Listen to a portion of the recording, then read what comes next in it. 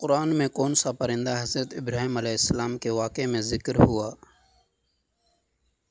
4 پرندے جنہیں اللہ نے زندہ کیا۔ حضرت سلیمان علیہ السلام کے لشکر میں کون سا پرندہ خاص تھا؟ ہدہد۔ قرآن میں ابابیل پرندوں کا ذکر کس واقعے میں آیا؟ واقعہ اصحاب الفیل۔ ابابیل پرندے کس پر عذاب لے کر آئے تھے؟ ابرہہ کے لشکر پر۔ ابابیل پرندے کیا چیز پھینک رہے تھے؟ کنکریاں۔ حضرت سلیمان علیہ السلام پرندوں کی کیا چیز سمجھتے تھے؟ بولی۔ قرآن میں کون سا پرندہ اللہ کی تسبیح بیان کرتا ہے؟ تمام پرندے۔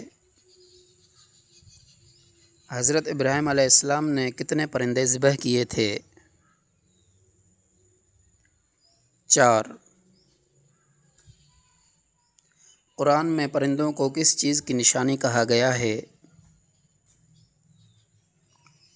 اللہ کی قدرت۔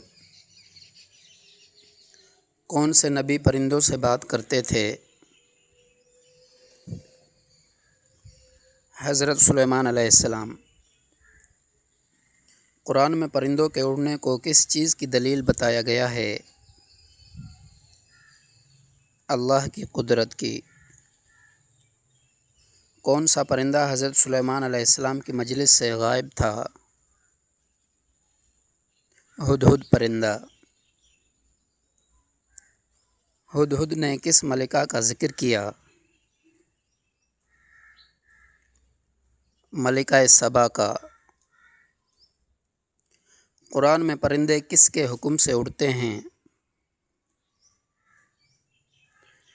اللہ کے حکم سے۔ پرندوں کے پروں کا ذکر قرآن میں کیوں آیا؟ اللہ کی نشانی کے طور پر۔ حضرت سلیمان علیہ السلام کے لشکر میں کون کون شامل تھا؟ انسان، جنات اور پرندے۔ پرندے اللہ کی کون سی صفت بیان کرتے ہیں؟ اللہ کی قدرت۔ حضرت ابراہیم علیہ السلام نے پرندوں کو کیوں ذبح کیا؟